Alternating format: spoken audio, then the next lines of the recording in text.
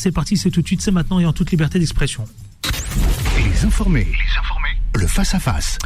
Je vais présenter d'abord la seule femme qui est parmi nous, la conseillère régionale. Elle s'appelle Elodie Bouzid. Bonjour Elodie Bouzid. Bonjour. Comment ça va ? Merci de m'avoir invité. La forme, comme d'habitude, surtout quand c'est pour parler d'un sujet aussi important. Absolument. Et je sais que vous êtes très attaché à ce sujet-là. C'est pour ça que je me suis efforcé. Je vous cache pas que ils étaient nombreux, les débatteurs, les invités, à vouloir participer à cette émission. Mais il a fallu que je fasse des choix. C'est comme ça. Il y a une dizaine de personnes qui m'ont contacté parce qu'ils voulaient absolument être présentes. Je m'en excuse, mais à un moment, il faut faire des choix et il faut sélectionner. Vous représentez Europe Écologie Les Verts. C'est cela. À la région. Gamal Abina, bonjour. Bonjour. Le porte-parole du mouvement MDC. Comment ça va ? Ça va très bien, et vous ? Tout va bien ? Comme d'habitude. Karim Maloum, journaliste, mais également aussi entrepreneur. Bonjour. Bonjour Adil, c'est un plaisir de venir débattre sur un sujet très bien que je suis depuis 1988, depuis la proclamation de l'État palestinien à Alger. J'étais présent comme jeune journaliste, donc ça fait 36 ans que je suis le conflit. Bien dans et là, le micro. Je suis capable de débattre et de discuter. Bien dans le micro, alors tirez bien le micro vers vous. Je suis heureux de l'accueillir aussi, c'est Michael Sherman. Bonjour Michael Sherman. Bonjour Adil, bonjour aux éditeurs. C'est l'élu de Charenton-le-Pont. Exactement, merci de me recevoir. Ramadan Moubarak à tous vos auditeurs. Je sais que les musulmans de France sont nombreux à vous écouter. Pas que, mais on aussi. parle de combien là ? On a des pics jusqu'à 3,5 millions, sachez-le. Hein. Ah oui. Bravo. Bravo. Et si vous me le permettez, Adil, je vous en prie, je voudrais, en ce début d'émission, avoir une pensée pour les 3 otages français, Ouadia Alomi, Ofer Calderon et Orion Hernandez Radou, qui sont 3 otages français encore aux mains de l'organisation terroriste Hamas. Et je voulais, en ce début d'émission, les citer, puisqu'on les entend pas souvent dans les médias. Et voilà, je voulais démarrer l'émission, si vous me le permettez, avec ces mots. C'est permis, il n'y a aucun problème. Dites-moi, alors on va démarrer justement. On va commencer d'abord étape par étape. Je le disais tout à l'heure, d'abord ce fameux 7 octobre. 7 octobre, le série d'un crime historique. Qu'est-ce que, quand on revient et quand on pense à ce 7 octobre aujourd'hui, pour essayer d'avancer dans le temps, et pour parler aujourd'hui de ce génocide qui est qualifié par certains commentateurs et d'autres parlent de massacre, je donne la parole d'abord à la seule femme qui est avec nous, Elodie Bouzid. À vous la parole d'abord. 7 octobre, est-ce que c'est le démarrage d'une situation où tout a basculé ? Alors, s'agissant du 7 octobre, effectivement, on observe un basculement et avant toute chose, je veux clarifier... Et c'est ouvert, on peut discuter. Je veux clarifier un point avant toute chose. On nous reproche souvent de ne pas assez condamner. Je le dirais clairement, je condamne ce qui s'est passé le 7 octobre. C'était une attaque qui était clairement malheureuse et qui a entraîné effectivement un basculement. Maintenant, et c'est le sujet, nous, ce qu'on reproche, c'est qu'on a l'impression que c'était le point de démarrage. Mais en réalité, c'est une histoire qui a démarré il y a bien longtemps. Et on avait des crimes, donc en terre palestinienne, que ce soit à Gaza ou en Cisjordanie, bien avant le 7 octobre. En Cisjordanie, on a une situation en fait coloniale qui est reconnue comme telle aux yeux du droit, puisque ce sont des territoires qui sont palestiniens aux yeux du droit international, et on a une situation de colonisation qui s'accentue. Gaza, vous entendez souvent l'expression « oui, c'est une prison assez ouverte, c'était en effet le cas, et bien même avant le 7 octobre, parce qu'on avait des restrictions, parce qu'il y avait plein de choses qui ne pouvaient pas rentrer, parce qu'il n'y a pas de liberté de circulation, parce que les Palestiniens ne pouvaient pas sortir librement, et donc c'est pour ça qu'on utilise ce qualificatif de prison à ciel ouvert. Donc voilà, pour moi le 7 octobre, effectivement, est un basculement, et même un basculement dans la violence, que ce soit des deux côtés, mais ce n'est pas et ce ne sera jamais le début de cette histoire. Certains disent on a atteint le sommet d'horreur, justement à ce fameux 7 octobre. Qui veut prendre la parole et qui veut répondre ? Si je peux me permettre Michael Sherman, de prendre la parole. Tout est ouvert maintenant, on discute et on lance le sujet. Je voulais pas lui couper la parole. Après, vous pouvez vous permettre de couper la parole, il n'y a aucun problème. Mais voilà, pour le 7 octobre, pour resituer le contexte, c'est l'une des journées les plus importantes du judaïsme. C'est une fête juive, Simchat Torah, un Shabbat, où le peuple juif a été attaqué, et c'est pas juste une attaque ou un drame ou je sais pas un crime. C'est une tentative de décimer une population au nom de sa religion. C'est-à-dire que quand vous avez plusieurs milliers de terroristes d'une organisation terroriste qui est reconnue dans le monde entier, par l'organisation des Nations Unies, par l'Union Européenne, etc. Quand cette organisation terroriste Hamas... Vous allez lui répondre. Attaque le jour le plus saint du judaïsme, pendant Shabbat, des femmes, des enfants, des militants de la paix. Ce festival de Nova, c'est des jeunes qui étaient peut-être les plus grands alliés de la cause palestinienne. C'était des gens qui n'étaient pas forcément soutiens du gouvernement Netanyahou, loin de là. Bien souvent, c'était des militants de la paix pro-palestiniens. Et la cause palestinienne a perdu bien sûr, même d'extrême gauche. Ou d'extrême gauche. Mais vraiment, hein, c'est-à-dire que les villages à la frontière de Gaza qui ont été attaqués, de Be'eri, le festival Nova, c'est des gens qui étaient des militants de la paix, pro-palestiniens, et qui sont favorables, pour la plupart, à un État palestinien. Et je veux pas déshonorer la mémoire des victimes de ce jour-là, mais c'est réellement ça. Donc ils se sont attaqués à leurs plus fidèles alliés, on va dire. C'est-à-dire que moi, je vous le dis, aujourd'hui, la cause palestinienne a perdu peut-être 50 ans. Elle a perdu 50 ans, vous dites. Mais minimum. Pourquoi ? Parce qu'en s'attaquant à des militants de la paix et à ses alliés, qu'est-ce que les familles de victimes pensent ? Mais attendez, nous on était là pour vous. Les femmes du village de Be'eri, une des femmes âgées victimes qui a été assassinée ce jour-là par les terroristes du Hamas, elle a mené des enfants gazaouis chaque jour à l'hôpital, victimes de cancer ou victimes de maladies graves. Et donc, en l'assassinant, ils ont assassiné leurs plus proches alliés et des militants de la paix. Alors justement, un tour de table. Gamal Abina, qu'est-ce qu'il faut et est-ce que vous rejoignez évidemment j'aime la précision. J'aime beaucoup la précision. Il suffit de demander aux auditeurs de regarder leur téléphone portable. Quand on dit que le Hamas est considéré comme terroriste, c'est non pas l'Union, c'est l'Union européenne, effectivement, les États-Unis, pas l'ONU. C'est faux. Donc on commence par un point précis. Il faut pas tout mélanger, c'est trop facile.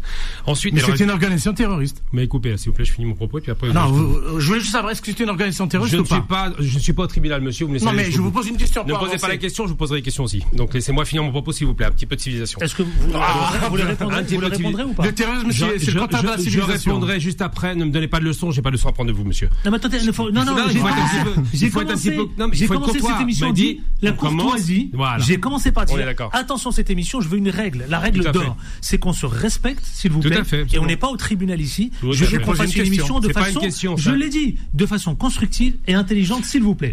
Tout le monde a parlé, vous m'interrompez. Donc laissez-le là, vous lui poserez la question. Laissez finir mon propos, après je vous poserai une question aussi. Donc on y va jusqu'au bout. Non, mais il n'y a pas d'acquisition et j'ai pas la langue de bois ici. Moi j'assume tous mes propos. Donc simplement pour dire, quand on dit des choses, on doit être précis. Ensuite, le jour aujourd'hui, on a plein Ramadan, il y a des gens qui sont en train de mourir de faim. C'est dommage, hein. Ça aussi, c'est une période très importante pour l'islam. J'en ai marre d'entendre des gens catégoriser des faits politiques en faits religieux. C'est trop facile. On sait qu'en 73, par exemple, je pas parler de religion.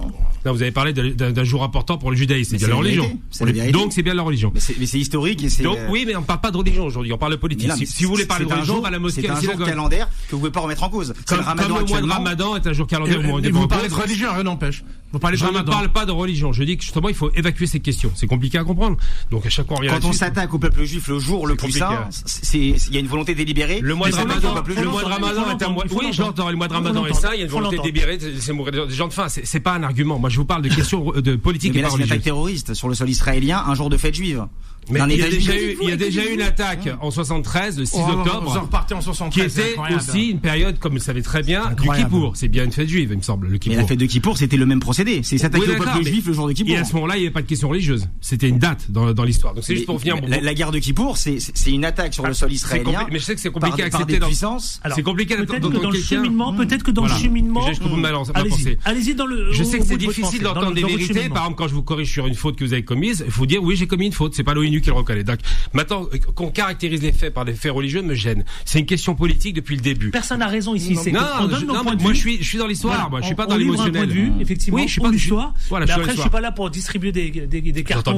Voilà. Mais ce qui est bien, c'est arriver au terme de mon propos. Donc, la question que je pose, c'est les termes en débat historique et politique. Si on reste dans ces débats-là, on peut discuter. Si on va sur le religieux, ça m'intéresse pas parce que là, immédiatement, c'est l'affect. Immédiatement, c'est les questions qui vont au-delà du sérieux. J'ai envie de reprendre les propos d'Anne Sinclair, qui a été choquée par effectivement le mélange de genres. Le massacre du peuple juif, et j'ai travaillé beaucoup dessus en France. Alors je précise directement, j'étais le premier adversaire d'Alain Soral. J'ai été sur place pour les rentrer dedans parce qu'il faisait de l'antisémitisme. Donc pas de leçon avec moi là-dessus, on évacue direct. Donc le massacre des juifs en Europe est un massacre indigne et barbare, qui est de l'antisémitisme traditionnel, qui aurait dû être combattu. Ça a été fait mollement au départ, et ça a donné une catastrophe. Ça, c'est une chose. Anne Sinclair n'a pas aimé le fait qu'on parle de pogrom, alors qu'il ne s'agit pas de pogrom, c'est un massacre, comme il y en a malheureusement trop aujourd'hui, comme tous les jours il y a des massacres qui ont pour viser une question politique, à savoir l'occupation des territoires palestiniens. Alors maintenant, on peut me dire ce qu'on voudra sur la question palestinienne. Aujourd'hui, il y a un peuple apatride qui ne peut pas vivre, qui vit dans une prison à ciel ouvert, c'est les murs de 6 mètres de haut, pour situer à peu près la prison. Où il y a des palaces, où il y a des piscines, où il y a des hôtels de luxe,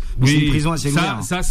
C'est ce qu'on appelle les plaisanteries. Le coût des hôtels de luxe, on l'a déjà entendu dans d'autres camps. Mais c'est juste les images qui existent. Dans d'autres camps. Ça, c'est payé par les organisations internationales pour les endormir. C'est un peu comme l'UNRWA, qui était là pour donner des cours à des Palestiniens qui n'avaient plus droit à l'école, pour faire en sorte. Les palaces à Gaza, Gaza, c'est pour les endormir. Pour la première. Alors, distribue. Oui, mais c'est parce qu'il y a une bourgeoisie dans un endroit que c'est pas une prison. Il y a 2 400 000 personnes dans une prison. Je vais donner la parole à Karim Maloum et ensuite après. Non mais c'est important ce que vous dites. J'ai pas fini. Apparemment à Gaza, on peut prendre un super Airbnb parce qu'apparemment c'était le top à l'époque. C'est ce que je comprends là. On est là pour faire un débat. En fait, on est là pour faire un débat politique. Mais Gaza, est-ce que c'était un paradis? Est-ce que Paris c'est un paradis? Non. Est-ce que Gaza c'est un paradis? Est-ce que Paris est un paradis? Non, Paris on peut rentrer et sortir. Est-ce que Gaza c'est un paradis? S'il vous plaît. On est là pour parler de la politique, et quand on parle de politique, on utilise son cerveau, on ne parle pas avec ses tripes. Quand on vient parler avec ses tripes, ça veut dire qu'on peut aller écouter, on est dans un bistrot, on peut parler. On parle de politique. Le 7 octobre, c'est un acte terroriste, un acte criminel, c'est le plus grand crime depuis l'Holocauste. Hier, en une journée, il y a eu 1200 crimes, assassinats. On a violé les femmes, on a violé les jeunes filles, on a éventré des femmes, on a égorgé des enfants. Ne pas qualifier ça de terroriste, c'est être complice. C'est pour ça que vous avez posé la question. Absolument. Ne pas qualifier. Non, je vous ai pas coupé. Ne pas qualifier le Hamas d'organisation terroriste, c'est d'être complice de l'horreur. C'est de légitimer l'horreur. Voilà, ils légitiment la violence. Les gens qui refusent, qui n'ont même pas le courage politique, ils sont indignes. Je le dis. On veut un débat clair, on ira clair. Les gens qui ne qualifient pas le Hamas d'organisation terroriste, ils sont indignes. Pourquoi? C'est quoi le terrorisme? Moi, j'ai vécu le terrorisme, je sais. J'ai été victime de terrorisme, je sais. C'est semer la terreur. Et aller vers des personnes, les liquider, les égorger, les tuer. Ils n'ont rien fait. Ils étaient là. Eh bien, le 7 octobre, c'est ce qui s'est passé. Le Hamas, c'est quoi le Hamas? C'est une organisation islamiste. Dans son programme, c'est la destruction d'Israël et tuer le maximum de juifs. C'est dans sa charte. La charte du Hamas. C'est la charte du Hamas. Le nier fait faire preuve de déni de complicité. Je vais terminer. Ce qui se passe à Gaza aujourd'hui, il faut reprendre par la fin. Il y a la semaine dernière que j'ai suivi. La semaine dernière, il y a une table de négociation. Les Américains, les Égyptiens, les Qataris et bien entendu les Israéliens pour trouver une solution avant le début des Ramadans sur une période de cessez-le-feu de 5 à 6 semaines. Le Hamas a quitté la table de négociation parce que le Hamas se moque des Palestiniens. Ils sont fous des Palestiniens. Ce qui les intéresse, c'est de tuer des Juifs et de détruire l'État d'Israël. Les gens qui veulent pour la paix, comme moi je défends les Israéliens et je défends les Palestiniens. Pour défendre la paix, c'est défendre l'existence des deux États, la sécurité des deux pays et la paix entre les deux. Ceux qui ne sont pas avec les deux pays, avec les deux États, ce sont des complices de crime. Vous avez dit, on parle évidemment sans émotion. On marque une pause qui va durer évidemment quelques minutes et on se retrouve jusqu'à 11h. On se retrouve juste après, y compris au 01 53 48 3000. Vous pouvez intervenir, poser vos questions, donner votre avis. Élodie, je vous ai pas oublié, c'est à vous à qui revient la parole juste après la pub. Les informés reviennent dans un instant. 10h, 11h, les informés avec Adil Farkan sur Beurre FM. Les informés avec cette émission spéciale sur le conflit israélo-palestinien. Je l'ai dit tout à l'heure en préambule, je dis vraiment il faut qu'on ait une discussion de façon constructive et intelligente, de grâce, vraiment j'y tiens absolument, c'est la règle un peu spécifique des informés pour aujourd'hui, avec Elodie Bouzid, avec Gamal Abina, avec Karim Maloum et enfin avec Michael Sherman. Elodie Bouzid, vous devez redonner la parole, et continuer d'avancer sur ce sujet. Et on va avancer sur ce sujet. Moi, je voulais répondre très simplement sur ce que tu disais, Karim, sur la question du qualificatif du terrorisme. Oui. Et répondre à sa question. C'est ça. Moi, je veux répondre à cette question. Répondre, Karim Maloum. Et je veux répondre à cette question, vous le voyez à mon ton, de manière non émotive et de manière vraiment juridique, puisque je suis juriste et que, donc voilà, c'est mon travail. Tu disais donc que ne pas utiliser le qualificatif de terrorisme, c'est se rendre coupable et légitimer ce qui s'était passé. Bien, je ne suis pas d'accord. Pourquoi? Donc j'essaie d'exprimer ça de manière vraiment la moins sensible possible, parce que je sais que c'est très touchant. Oui. En fait, simplement parce que le terme de terrorisme n'est pas un qualificatif juridique. Et c'est ce qu'on disait tout à l'heure. Qui reconnaît aujourd'hui le Hamas comme terroriste? L'Union européenne, mais pas l'ONU. Pourquoi? Parce que ce n'est pas un qualificatif juridique. Et quand on sort du droit, on confond des choses qui n'ont pas lieu d'être. Si on utilise ce qualificatif, on classe plein de groupes dedans et on ne définit pas ce qu'ils sont. Et ça donc l'Union européenne a quitté le droit. Pour vous, l'Union européenne a quitté le droit. Ce n'est pas ce que je dis. L'Union européenne classe le Hamas comme terroriste, mais le terrorisme n'est pas un qualificatif en droit international. Mais d'accord, mais dans l'ordre, Karim Maloum, c'est très important. Le mot terrorisme, je suis les mouvements islamistes depuis 35 ans. On a toujours qualifié tous les mouvements islamistes dans l'histoire de l'humanité, depuis 1927, Depuis 1927, on a toujours qualifié ces organisations de terroristes. On arrive au Hamas. Il n'est plus terroriste. Mais vous entendez ce qu'elle vient de vous dire? J'ai compris. Mais quand même les gens aujourd'hui disent que le Hamas n'est pas terroriste, ils ont qualifié les autres organisations de terrorisme. Elodie. Oui, Elodie Bouzid et Michael Sherman. Le terrorisme est une catégorie où l'on place ceux qui sont considérés comme ennemis de la nation. C'est aussi ça le sujet. Par exemple, vous disiez que oui, effectivement, toutes les milices musulmanes sont qualifiées de terroristes. Est-ce que vous considérez que le FLN pendant la guerre d'Algérie est un mouvement terroriste? Non, c'est pas la même chose. C'est pas la même chose parce que le FLN c'était considéré par la France, c'était considéré par la France comme une organisation terroriste. Et c'est ce que je vous dis, c'est que c'est une catégorie vaporeuse. Vous voyez comment vous réagissez? On place dans la même catégorie différentes choses. C'est vaporeux. Michael Sherman. Vous justifiez le crime. Michael Sherman qui veut répondre à Elodie. Je l'ai condamné en début. Elle l'a condamné. Oui, mais quand vous grattez ce qu'elle a dit, elle justifie le crime. Non, pas du tout. Michael Sherman, s'il vous plaît. Il ne faut pas tomber dans l'apologie du terrorisme et il ne faut pas oublier ce qui s'est passé. Les actes de terreur, les 1290 morts, les femmes violées, où on a laissé des vivants, où on a voulu terroriser. Parce que c'est ça le terrorisme, c'est vouloir terroriser, laisser des vivants et en laissant des vivants, que les vivants témoignent des actes de barbarie. Au Festival Nova, les femmes qui se sont fait violer. Il y a encore plus de 130 otages, des femmes otages. Ce sont des esclaves sexuels, désolé de porter atteinte à la dignité humaine, des familles qui vivent le drame de savoir leur famille otage depuis plus de 60 jours. On sera au 160e jour demain.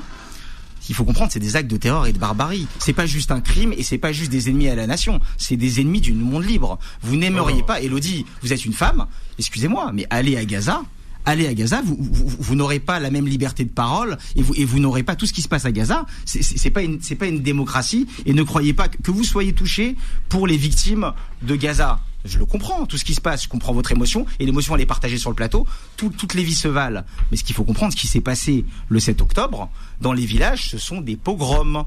Ils ont voulu décimer des populations, hommes, femmes, enfants, vieillards. Ils ont violé des filles devant leurs parents, ils ont laissé des vivants qui témoignent, et aujourd'hui, l'organisation Zaka, je termine, qui ont ramassé les corps, qui ont eu la lourde tâche de respecter la dignité humaine des morts. Ils ont ramassé des victimes de viol. On a trouvé sur les corps des traces de sévices sexuels, et toutes les traces de sévices sexuels, moi je voudrais savoir si vous les condamnez ou pas, parce que j'ai l'impression en fait que j'ai l'impression que vous essayez de justifier le terrorisme et les actes de terror du Hamas en disant oui mais il y avait un avant, mais vous savez qu'avant le 7 octobre il y avait un cessez-le-feu.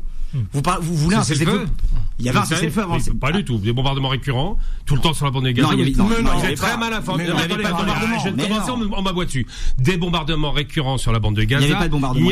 Si, récurrent, j'ai des deux. Le cessez-le-feu a été brisé par Gaza. Je veux juste pour qu'on les auditeurs regardent leur téléphone portable et regardent toutes les actions militaires conduites par Israël dans la bande de Gaza. Mais Israël s'est retiré en 2005.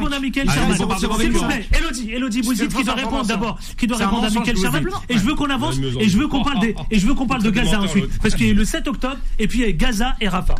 Je ne légitime rien, mais ce que je dis par rapport au qualificatif de terrorisme, je le répète, c'est une catégorie vaporeuse. Et par exemple, je vous pose cette question en retour. Est-ce que vous considérez que ce que Tsahal fait actuellement à Raza, c'est-à-dire plus de 30 000 morts, c'est-à-dire des viols aussi, c'est les chiffres du Hamas. C'est les chiffres du Hamas. Elle est chargée de communication du Hamas. C'est bon. Elle est chargée de communication du Hamas. C'est-à-dire des hommes qui posent avec des photos de sous-vêtements de femmes palestiniennes. Et ça, ce ne sont pas les chiffres du Hamas. Ça, ce sont les réseaux sociaux et ce sont toutes les images. Ce sont toutes les images qui circulent aujourd'hui et dont nous avons accès. Des fake news. Non, ce ne sont pas des fake news. Ce sont des images de guerre en Syrie. C'est des soldats du Hamas. Vous répétez pas ça. Ce sont des soldats du Tsahal qui postent avec des sous-vêtements de femmes palestiniennes. Ce sont aujourd'hui des restrictions à la mosquée d'Al-Aqsa pendant le Ramadan. Ce sont ça dont on parle. Donc maintenant on peut parler du Ramadan, mais on parle pas de Kippour, c'est bizarre. C'est très bizarre. Mais bien sûr que vous pouvez parler de Kippour. Et même, j'irai au-delà du Ramadan.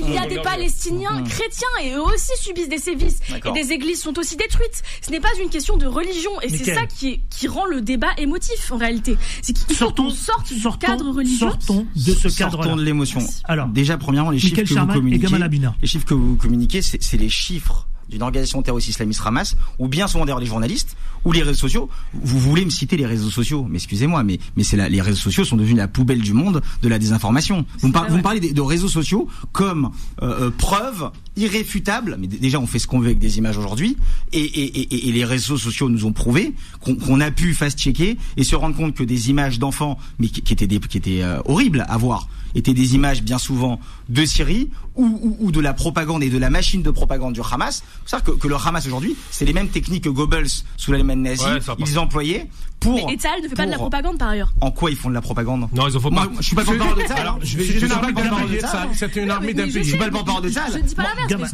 Moi, je défends à mon petit niveau le monde libre et l'idée que j'ai. Le monde libre, oh là là. Bah oui, mais sachez qu'aujourd'hui. Donc il y a le monde libre d'un côté, il y a le monde libre d'un côté, les sauvages de l'autre. On a le Hamas, les sauvages de l'autre. Mais le Hamas va contre le monde libre, c'est l'Occident. Le peuple palestinien. Le monde libre, c'est l'Occident. Ce que vous me parlez, définissez-moi le monde libre. Ce que vous défendez. C'est quoi le monde libre? Ce que vous défendez aujourd'hui. C'est quoi le monde libre? Laissez-moi terminer ma phrase. J'aimerais savoir. À Gaza, ne croyez pas que le Hamas défend les Gazaouis. Ok, ça répond pas à la question. C'est quoi le monde libre? Mais le monde libre, c'est quoi aujourd'hui? C'est les valeurs fondamentales où l'Occident. Mais pas que l'Occident. Quoi d'autre? Ce que je peux vous dire en tout cas, c'est qu'à Gaza, c'est pas un monde libre. Il y a pas d'autre pays. Mais je vais vous dire, mais vous pouvez terminer la phrase.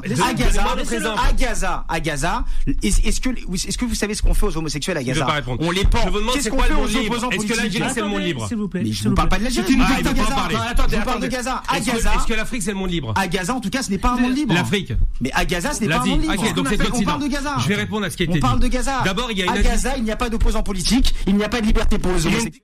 Vous n'auriez pas cette liberté de parole à Gaza. Vous refusez de répondre parce que le monde libre, vous n'auriez pas cette liberté de parole à Gaza. Vous ne voulez pas répondre. Le monde libre, c'est le monde occidental, j'ai compris. Avancez s'il vous plaît. Alors simplement, il y a deux éléments que j'aimerais aborder. Premier élément, c'est l'indignité de parler des chiffres.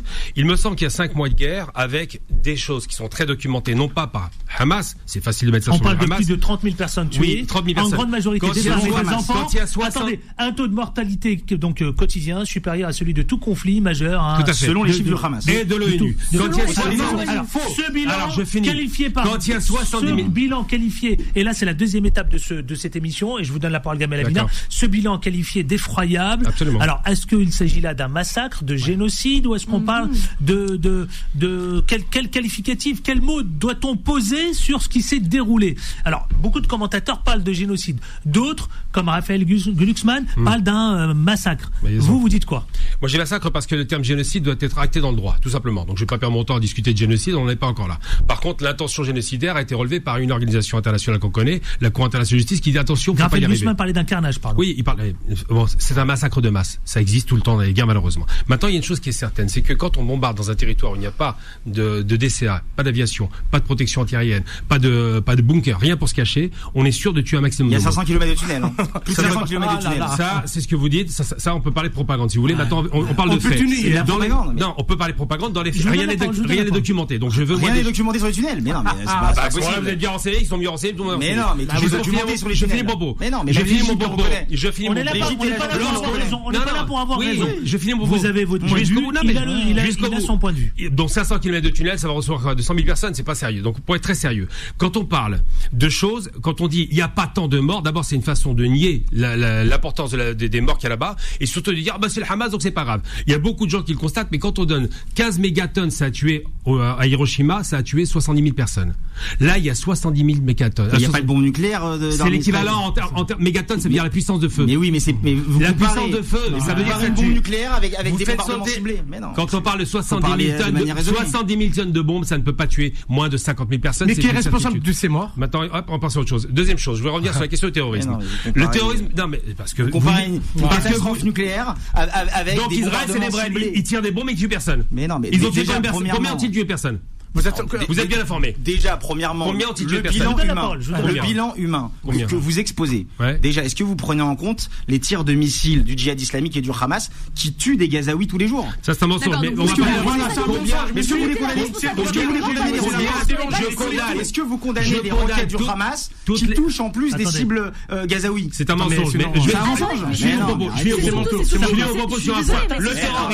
Le terrorisme, je veux quand même parler dessus. Le terrorisme, c'est quoi? Il faut quand même revenir sur la réalité. Je sais que quand on dit terroriste, ça fait tout de suite monstrueux. Ce qui est vrai, c'est monstrueux. Il faut se rappeler que c'est une action politique qui a été créée en France en 1793-94. Le but du terrorisme, c'est de pousser par des actions violentes sur des populations civiles à un changement politique.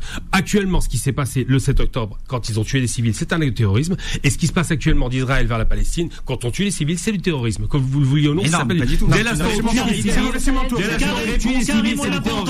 Karim Maloum.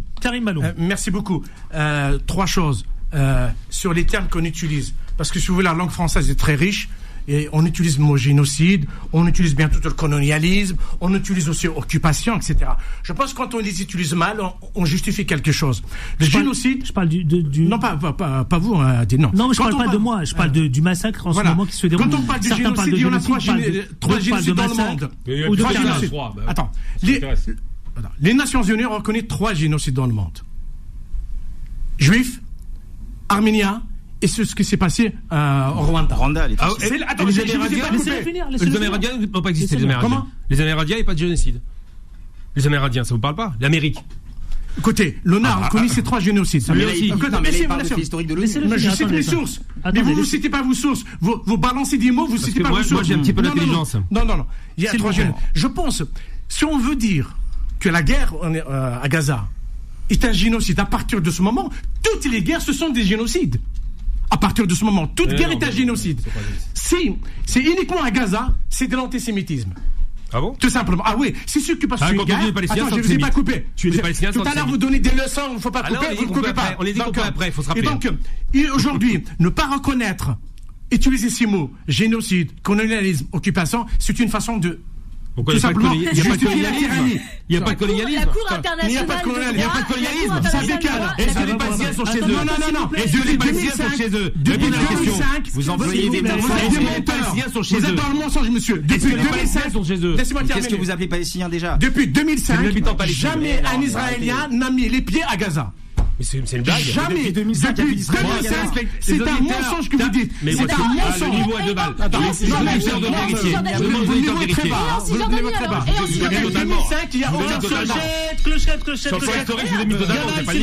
Il n'y a plus aucun Israélien à Gaza. Un peu de discipline, s'il vous plaît. Elodie Bouzid. Et j'ouvrirai l'antenne parce que je veux entendre les auditeurs 0153 48 3000. Vous disiez que utiliser les termes de génocide, de colonialisme et d'autres termes, c'était être antisémite. Donc est-ce que vous êtes j'ai dit, si vous dites toutes les guerres, les autres c'est des guerres, sauf à Gaza, j'ai décidé d'antisémitisme. Si toutes les guerres, c'est des génocides, je vous rejoins, change de vocabulaire. Mais si vous appliquez ça uniquement à Gaza, c'est de l'antisémitisme. Allez, on marque une pause. 0153 48 3000. Je voudrais vous entendre, les auditeurs, et venez débattre, venez livrer votre point de vue. Effectivement, débat pas simple, hein, je vous avais prévenu, mais voilà, en tout cas il débouche. On avance. 10h37, à tout de suite, ne bougez pas, restez avec nous. Les informés reviennent dans un instant. 10h, 11h, les informés avec Adil Farkan sur Beurre FM.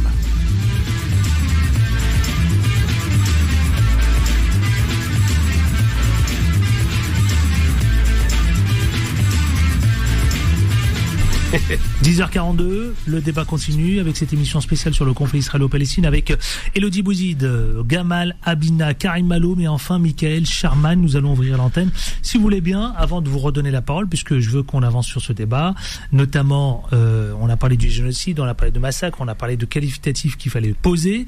Je vous ai donné chacun à tour de rôle la parole. Nous allons revenir sur la situation de la crise humanitaire qui est évidemment... par toute la communauté internationale parle d'alarmante. Nous parlerons aussi, vous savez quoi, de ces 2 États. Est-il possible aujourd'hui encore, 2024, de pouvoir imaginer que ces 2 États sont possibles avec ce vivre ensemble, avec son histoire bien sûr. Je voudrais juste prendre beaucoup d'appels au standard. Je ne vous garantis pas que je pourrais prendre tout le monde parce que je voudrais que, évidemment, on arrive au terme de cette émission. Marois de Rouen. Bonjour Marois. Oui, bonjour. Bonjour, bienvenue. On vous écoute, ma chère Marois.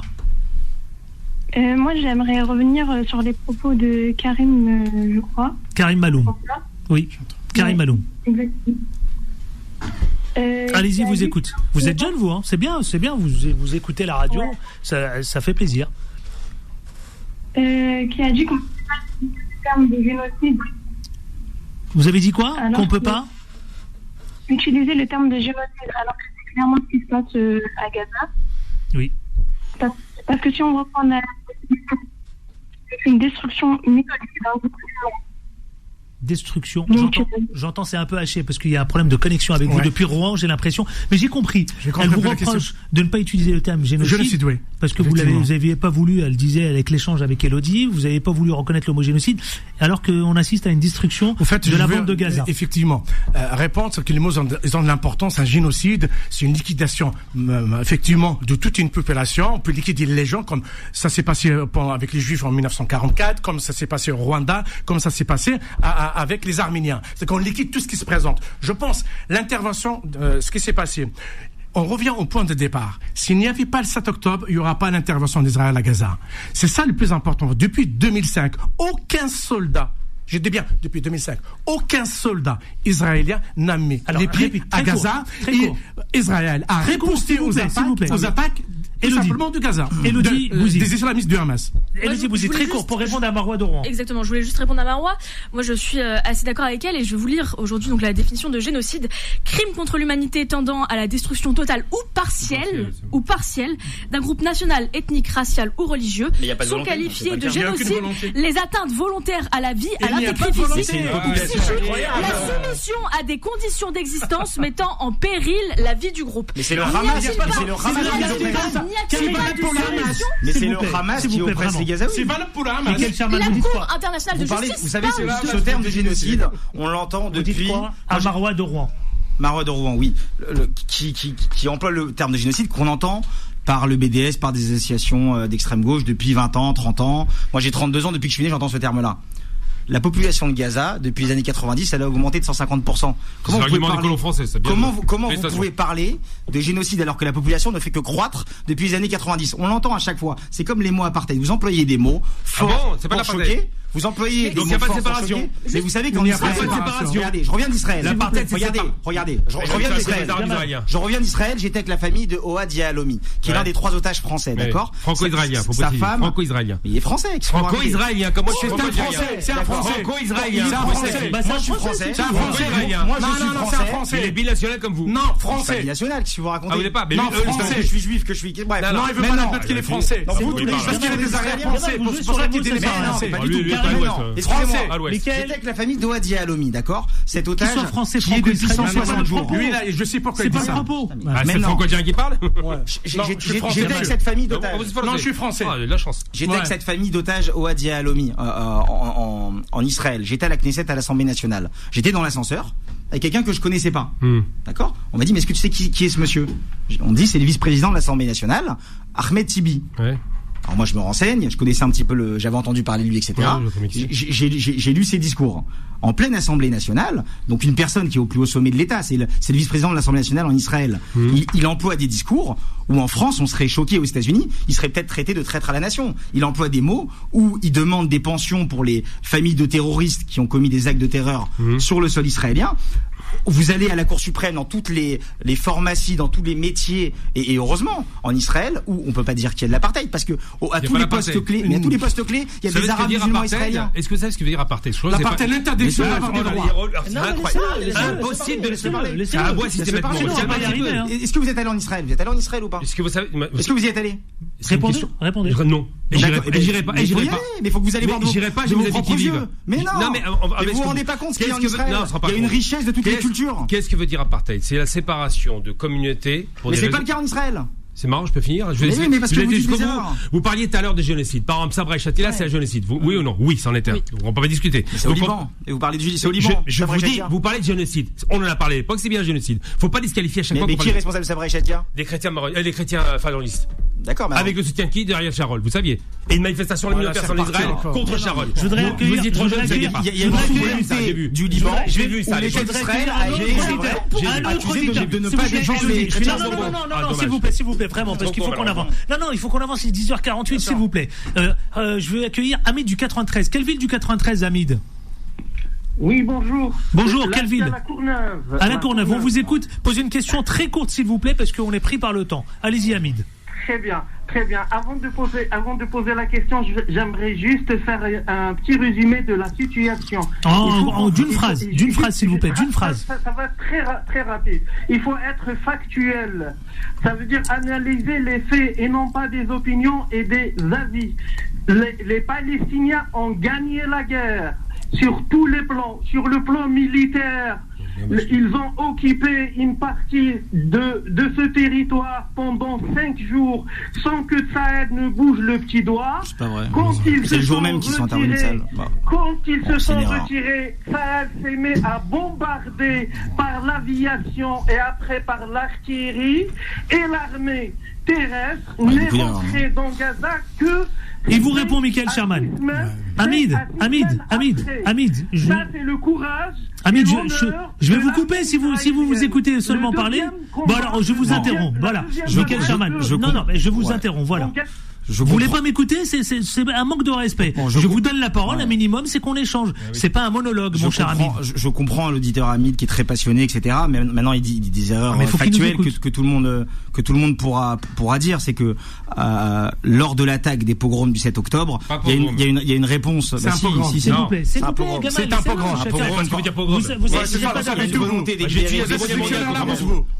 c'est évident. Il peut pas répondre, Michael Sherman? Il parle de pogrom, c'est pas normal. C'est un pogrom. Une erreur de cet auditeur, puisque la réponse israélienne qui est venue au festival et qui a constaté les centaines de morts, les femmes violées et éventrées sur le festival Nova, donc il n'y a pas eu 5 jours d'occupation. En plus, il parle il y a beaucoup d'erreurs dans chez l'auditeur. Ce sera le dernier auditeur que je prends, parce qu'il y a beaucoup d'appels. Si je peux me permettre, Adil. Énormément d'appels. Juste si je peux me permettre. Sur la question de l'apartheid, et vraiment être très précis. Dans l'attaque israélienne, il y a aujourd'hui des otages qui sont arabes musulmans israéliens, qui ont prié sur le Coran, qui sont engagés dans l'armée de défense d'Israël. Ils sont toujours otages. La famille était des bédouins israéliens musulmans. Il y a Kaït Farhan El-Khaldi, 53 ans. Youssef Al-Zayadni, Hamza Al-Zayadni, 22 ans, et Mohamed Al-Atrash, 40 ans, qui est père de 13 enfants, qui est toujours otage. C'est des arabes musulmans. Mais je comprends pas israéliens. Parler de religion. Mais non, on s'en fout qu'ils soient apartheid. Mais si, parce que ils sont dans le sale. Ils sont dans le sale. Ça n'est pas une question religieuse, c'est une question ethnique. Il y a des soldats israéliens musulmans. Mais il a raison. C'est une question. Il va me couper à chaque fois. Si vous comprenez pas que l'apartheid en Afrique du Sud c'était les Noirs contre les Blancs, en Palestine c'est les Arabes. Mais c'est pas vrai. Il y a des Arabes israéliens. Les Arabes chrétiens et musulmans. Ils sont pas chrétiens, ils sont musulmans. Les Arabes chrétiens. Ils jouent sur le Coran et ils sont dans l'armée d'Israël. Je m'en fous, c'est pas le sujet. Mais si, les Arabes chrétiens. Je finis. Vous employez pas les bons mots. Eux ont accepté de faire allégeance à Israël. Donc on les pas allégeance. Ils sont israéliens. Ils sont donc mais ils sont israéliens. Ils font donc allégeance. C'est chaud, il peut pas comprendre. Mais non, ils sont nés israéliens. Je peux finir ou mais vous n'êtes jamais allé en Israël, vous parlez de choses que vous maîtrisez pas. Ok, je veux parler de choses que je maîtrise. Je parle de choses que je maîtrise. Lorsque les dirigeants israéliens allez en Israël voir ce qui se passe. Lorsque les dirigeants israéliens, toutes les religions cohabitent. Mais non, mais parce que laissez-moi finir mon propos. Lorsque les dirigeants israéliens d'extrême droite disent que les Arabes, les Palestiniens sont les animaux humains, est-ce que vous le condamnez? C'est l'extrême droite, ça. Je condamne. C'est l'extrême droite. Lorsque les dirigeants israéliens d'extrême droite disent que les Arabes sont les animaux humains, est-ce que vous le condamnez? Bien sûr, est-ce que j'ai parlé d'animaux? Non, est-ce que vous le condamnez? S'il vous plaît. Merci. Deux États. Alors finalement, je traite personne d'animaux. Les êtres humains sont des êtres humains. C'est à mon tour de parler. Je condamne, s'il vous plaît, je condamne les propos d'extrême droite israélienne qui ne veulent pas reconnaître l'existence, la possibilité. Enfin. J'ai pas besoin. On n'est pas dans un cercle, monsieur, on est dans un débat. Relevez le niveau. Je disais que. Non, mais vraiment, aller en Israël, s'il vous plaît. Il y a deux grandes contradictions dans ce conflit. Il y a l'extrême droite israélienne qui ne veut pas du tout de l'existence de l'État palestinien. Alors, ça, je reviens sur le sujet. Je fais un tour de table. Je fais juste un tour de table d'une phrase parce que je dois rendre l'antenne. Non, mais sur les deux États palestiniens. 2 États. Est-ce que c'est encore possible aujourd'hui? Oui. Alors, Karim Malou, j'ai commencé. Karim Malou, au fait, il y a l'extrême droite qui est contre l'existence. Très court. Et l'extrême gauche et comme monsieur Gama Abina, que j'ai écouté sur CNews, est contre l'existence de l'État israélien, il a dit je veux un seul État. Vous avez dit écoutez, vous êtes un menteur. J'invite tout le monde à écouter. J'ai dit ce que disait Rima Hassan, pas moi. Non, c'est pas vous. J'ai dit ce que disait Rima Hassan. J'ai dit sur CNews. Attendez. N'importe qui peut le vérifier. J'ai dit ce que disait Rima Hassan, disait qu'elle veut un État multinational. Monsieur qui comprend pas le français a transformé le propos en disant que c'est moi qui l'ai dit. Je ne donne pas mon opinion. Je ne donne pas mon opinion. Vous êtes je dis que deux États aujourd'hui, parce que l'Israël n'en veut pas, c'est impossible. Si on veut. Voilà. Non, vous dites la même chose que moi. Les Arabes israéliens non plus n'en veulent pas. C'est impossible. La distinction d'Israël. J'ai dit, mais n'importe quoi. Rapidement, j'ai dit que deux États sont impossibles parce que l'État aujourd'hui israélien n'en veut pas. Maintenant, on espère qu'il y aura une alternative. Michael Sherman. Et ensuite, Elodie. Ces attaques et ces pogroms du 7 octobre ont fait perdre, je l'ai dit tout à l'heure, 50 ans ou 70 ans à la cause des habitants de Gaza. Juste simplement. Faut aller vite. Oui, moi j'étais au lycée français de Jérusalem, j'ai habité en Israël à Jérusalem. Vous parlez que les Arabes israéliens, ils sont contre un État palestinien aujourd'hui. Elodie, faut pas de Palestine. Donc faut liquider la Palestine. Elodie Bouzid, s'il vous plaît. Sur la question de deux États, aujourd'hui je ne vois pas comment ce serait réalisable. Eh ben voilà, ils sont contre l'existence. Ce n'est pas être contre, parce que c'est ça, vous allez m'en protéger, ce n'est pas être contre l'existence d'Israël. C'est une hypocrisie blatante de dire que ce serait contre l'existence d'Israël alors qu'aujourd'hui vous ne voulez pas reconnaître un apartheid. Qu'est-ce qui vous dérange dans un État? Qu'est-ce qui vous dérange dans un État avec une égalité des droits? On n'est pas d'accord avec l'existence de deux États. On veut la destruction des droits des antisémites. Est-ce que vous êtes antisémite? Vous êtes contre? Vous êtes antisémite. D'accord, ceux qui veulent la destruction d'Israël sont antisémites. Ne me le fais plus, je serai. Il veut la place, on sent qu'il veut la place. Merci à Elodie Bouzid, merci à Gamal Abina. Merci à Karim Adou pour l'invitation. Donc chacun, conseiller régional, donc et l'élu de Europe Écologie Les Verts, porte-parole du mouvement MDC. Ça des droits civiques pour le droit. Journaliste et entrepreneur. Vive la paix. Et vive enfin, les deux États. Michael Sherman. Et vive la sécurité. Élu à Charenton. Merci. Vive les deux États. Avec grand plaisir, vas-y. On vous accueille quand vous voulez. Sachez-le. Ça n'a pas été simple, mais en tout cas, on l'a traité. Allez, à demain avec autant de plaisir. Merci. Retrouvez les informés tous les jours de 10h à 11h et en podcast sur beurrefm.net et l'appli Beurrefm.